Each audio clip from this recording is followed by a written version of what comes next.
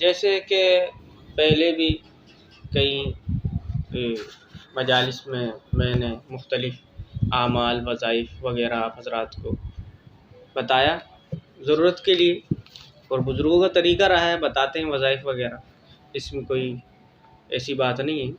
لیکن وظائف وہ ہو جو غیر شرعی نہ ہو، ایسا وظیفہ نہ ہو جس پر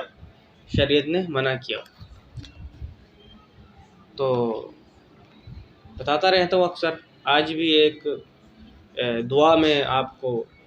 بتانے جا رہا ہوں جو احادیث سے ہے، ثابت ہے۔ اچھا، ایک اور بات یہ ہے، بعض دعائیں، بعض اعمال، بعض وظائف وہ ہیں جو ہم اور آپ کرتے ہیں، لیکن وہ ہم اس طرح کرتے ہیں کہ فلاں بزرگ نے کہا، یا کسی کتاب میں لکھا ہوا مل گیا، عربی عبارت ہے یا قرآن کی آیت ہے یا عربی عبارت ہے جیسے کہا میں نے، وہ ہوتے ہیں احادیث کے الفاظ ہیں، احادیث سے نقل کیا، لیکن ہم تک اس طرح نہیں پہنچتا نا۔ عام طبقہ، عوام یہ سمجھتی ہے بس کتاب میں بزرگوں نے فرمایا، فلاں بزرگ کا قول ہے، انہوں نے اس عمل کو کیا فلاں جگہ تو فائدہ ہوا، بعد میں پتہ چلتا ہے نہیں، وہ تو حدیث سے ثابت ہے۔ بہت سی ایسی دعائیں، بہت سے ایسے وظائف آپ کو ملیں گی جو حدیث میں ہے، لیکن ہمیں یہ نہیں پتہ کہ یہ حدیث میں ہے۔ جیسے منزل بہت مشہور ہے، جو قرآن کی آیتیں ہیں، 36 آیتیں ہیں اس کے اندر، جو قول الجمیل میں شاہ ولی المحدث دہلوی رحمۃ اللہ علیہ نے، بہشتی زیور میں، اعمال قرآنی میں حاکم الامت مجید ملہ شاہ شفیع تھانوی صاحب رحمۃ اللہ علیہ نے، اسی طرح شمع شبہ استان رضا میں اقبال احمد نوری صاحب مرحوم نے نقل کیا، اسی طرح عملیات کی کتابوں میں منزل موجود ہے، لیکن حدیث کا حوالہ نہیں ہے اس میں، بس منزل ہے، بزرگ کا تجربہ ہے، مختلف چیزوں میں اس کا فائدہ ہے، اور فائدہ آپ کو پتہ ہے، تفصیل میں نہیں جا رہا، بات لمبی ہو جائے گی، تو ہے وہ حدیث سے ثابت۔ مجھے بھی نہیں پتہ تھا، یہ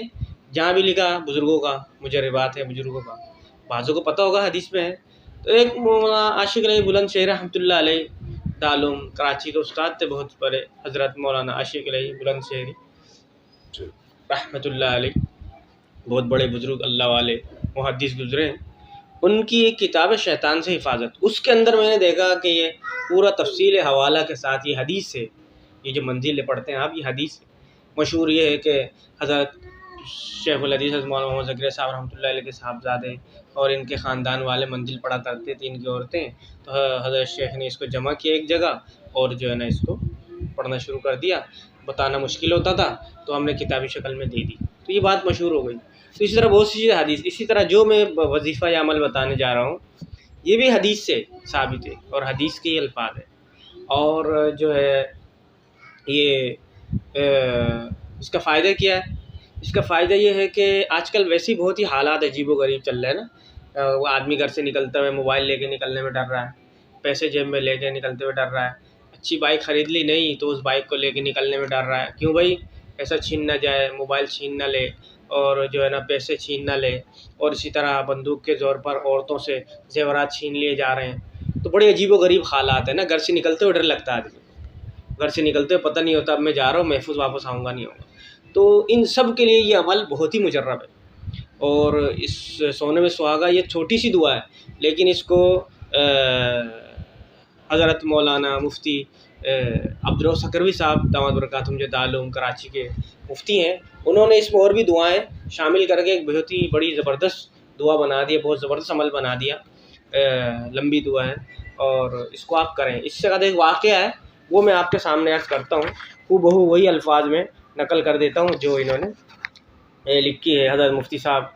داماد برکاتہم نے، تو لکھتے ہیں، جو شخص صبح کے وقت یہ دعا کرے گا اس کو تکلیف پہنچانے پر کوئی قادر نہیں ہو سکے گا۔ اس کا عجیب و غریب واقعہ ہے، حدیث میں ہے، عمر بن عبان سے روایت کی گئی ہے، انہوں نے فرمایا کہ حجاج نے مجھے انس بن مالک رضی اللہ تعالیٰ عنہ کو لانے کے لیے بھیج دیا۔ حجاج بن یوسف مشہور بادشاہ گزرا ہے، بعض کہتے بہت ہی ظالم بادشاہ تھا، خیر جو بھی وہ الگ تفصیل ہے، اور میرے ساتھ کچھ گھڑ سوار اور کچھ پیادے تھے، چنانچہ میں ان کے پاس آیا اور آگے بڑھا تو میں نے دیکھا وہ اپنے گھر کے دروازے پر پاؤں پھیلا کر بیٹھے ہوئے تھے۔ کون؟ انس بن مالک رضی اللہ عنہ پاؤں پھیلا کر بیٹھے ہوئے تھے۔ میں نے ان سے عرض کیا امیر کا حکم مان لیں، امیر نے آپ کو بلایا، یعنی حجاج بن یوسف نے آپ کو بلایا۔ فرمایا امیر کون ہے؟ میں نے عرض کیا حجاج بن یوسف؟ فرمایا اللہ تعالیٰ اس کو ذلیل کرے، تمہارے امیر نے سرکشی، بغاوت اور کتاب و سنت کی مخالفت کی ہے، لہٰذا اللہ تعالیٰ اس سے انتقام لے گا۔ یعنی یہ پکڑنے آئے ہیں، اس کے باوجود اس وقت بھی کوئی خوف نہیں بلکہ مخالفت کر رہے ہیں بادشاہ کا۔ تو میں نے کہا بات مختصر کیجیے اور امیر کے حکم کا جواب دیجیے۔ تو وہ ہمارے ساتھ چلے آئے۔ جب حجاج کے پاس آئے تو حجاج نے پوچھا کیا تو انس بن مالک ہے؟ فرمایا جی ہاں۔ حجاج نے کہا کیا تو وہ شخص ہے جو ہمیں برا بھلا کہتا ہے اور بددعائیں دیتا ہے؟ فرمایا جی ہاں، یہ تو میرے اور تمام مسلمانوں پر واجب ہے، کیونکہ تو اسلام کا دشمن ہے، تو نے اللہ کے دشمنوں کی عزت افزائی کی ہے اور اللہ تعالیٰ کے دوستوں کو ذلیل کیا ہے۔ حجاج نے کہا معلوم ہے میں تجھے کس لیے بلایا ہے؟ فرمایا نہیں معلوم۔ حجاج نے کہا میں تجھے بری طرح قتل کرنا چاہتا ہوں۔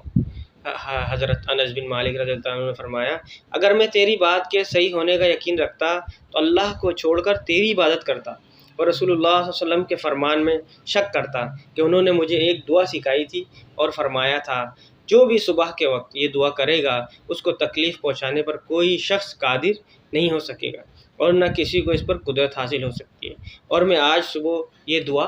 کر چکا ہوں۔ حجاج نے کہا میں چاہتا ہوں کہ آپ مجھے وہ دعا سکھا دیں۔ تو انس بن مالک رضی اللہ عنہ نے فرمایا تو اس کا اہل نہیں ہے۔ حجاج نے کہا ان کا راستہ چھوڑ دو، یعنی ان کو جانے دو، یعنی انس بن مالک رضی اللہ عنہ کو چھوڑ دیا۔ جب انس بن مالک رضی اللہ عنہ وہاں سے چلے گئے تو دربان نے حجاج سے کہا اللہ تعالیٰ امیر کی اصلاح کرے،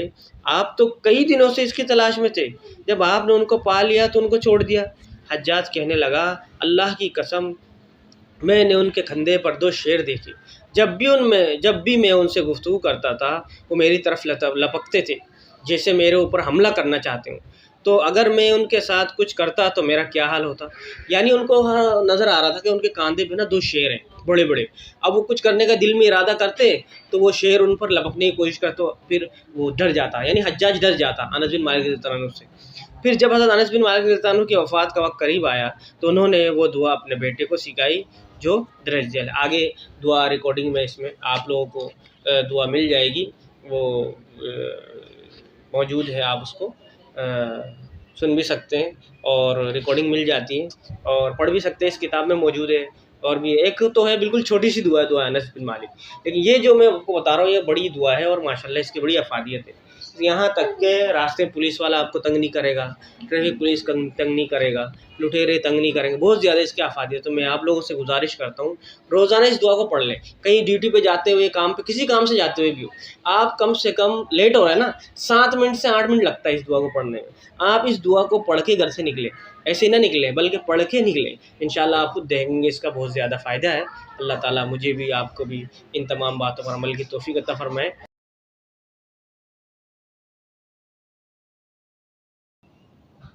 اعوذ باللہ من الشیطان الرجیم، بسم اللہ الرحمن الرحیم، بسم اللہ وباللہ بسم اللہ خیر الاسماء، بسم اللہ الذی لا یضر مع اسمہ شیء فی الارض ولا فی السماء، بسم اللہ افتحت وباللہ ختمت وبہ آمنت، بسم اللہ اصبحت وعلی اللہ توکلت، بسم اللہ علی قلبی ونفسی، بسم اللہ علی عقلی وذہنی، بسم اللہ علی اہلی ومالی، بسم اللہ علی ما اعطانی ربی، بسم اللہ الشافی، بسم اللہ المعافی،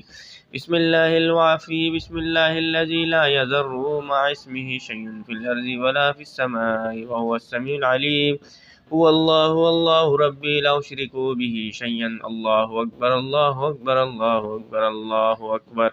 واعز واجل مما اخاف واحذر، اسألک اللہم بخیرک من خیرک الذی لا یعطیہ غیرک، ازجارک وجل ثناؤک ولا الہ غیرک، اللہم انی اعوذ بک من شر نفسی ومن شر کل سلطان ومن شر کل شیطان مرید ومن شر کل جبار عنید ومن شر کل قضاء سوء ومن شر کل دابات انت آخذ بناصیتها ان ربی علی صراط مستقیم وانت علی کل شیء حفیظ۔ إن ولي الله الذي نزل الكتاب وهو يتولى الصالحين اللهم إني أستجير بك وأحتجب بك من كل شيء خلقته وأحترس بك من جميع خلقك وكل ما زرعت وبرعت وأحترس بك منهم وأفوض أمري إليك وأقدم بين يدي في يوم هذا وليلتي هذه وساعتي هذه وشهر هذا بسم الله الرحمن الرحيم قل هو الله أحد الله الصمد لم يلد ولم يولد ولم يكن له كفوا أحد أن أمامي بسم الله الرحمن الرحيم قل هو الله أحد الله الصمد لم يلد ولم يولد ولم يكن له كفوا أحد من خلفي بسم الله الرحمن الرحيم قل هو الله أحد الله الصمد لم يلد ولم يولد ولم يكن له كفوا أحد عن يميني بسم الله الرحمن الرحيم قل هو الله أحد الله الصمد لم يلد ولم يولد ولم يكن له كفوا أحد عن شمالي بسم الله الرحمن الرحيم قل هو الله أحد الله الصمد لم يلد ولم يولد ولم يكن له كفوا أحد من فوقي بسم الله الرحمن الرحيم قل هو الله أحد الله الصمد لم يلد ولم يولد ولم يكن له كفوا أحد من تحتي بسم الله الرحمن الرحيم الله لا إله إلا هو الحي القيوم لا تأخذه سنة ولا نوم له ما في السماوات وما في الأرض من ذا الذي يشفع عنده إلا بإذنه يعلم ما بين أيديهم وما خلفهم ولا يحيطون بشيء من علمه إلا بما شاء وسع كرسيه السماوات والأرض ولا يؤوده حفظهما وهو العلي العظيم بسم الله الرحمن الرحيم شهد الله أنه لا إله إلا هو الملائكة وأولو العلم قائما بالقسط لا إله إلا هو العزيز الحكيم شهد الله أنه لا إله إلا هو الملائكة وأولو العلم قائما بالقسط لا إله إلا هو العزيز الحكيم شهد الله أنه لا إله إلا هو الملائكة وأولو العلم قائما بالقسط لا إله إلا هو العزيز الحكيم شهد الله أنه لا إله إلا هو الملائكة وأولو العلم قائما بالقسط لا إله إلا هو العزيز الحكيم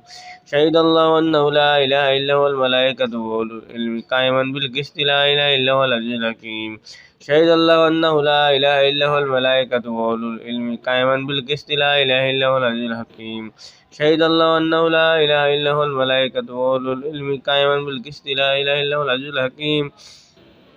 ونحن على ما قال ربنا من الشاهدين فإن توكل فقل حسبي الله لا إله إلا هو عليه توكلت ورب العرش العظيم ونحن على ما قال ربنا من الشاهدين فإن توكل فقل حسبي الله لا إله إلا هو الحي القيوم لا إله إلا هو عليه توكلت ورب العرش العظيم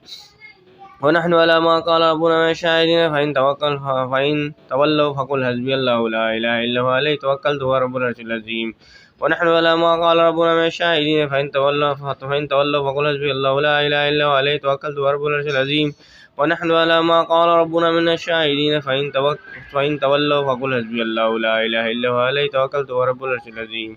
ونحن على ما قال ربنا من الشاهدين فإن تولوا فقل حسبي الله لا إله إلا هو عليه توكلت ورب العرش العظيم ونحن على ما قال ربنا من الشاهدين فإن تولوا فقل حسبي الله لا إله إلا هو عليه توكلت ورب العرش العظيم صدق الله العظيم.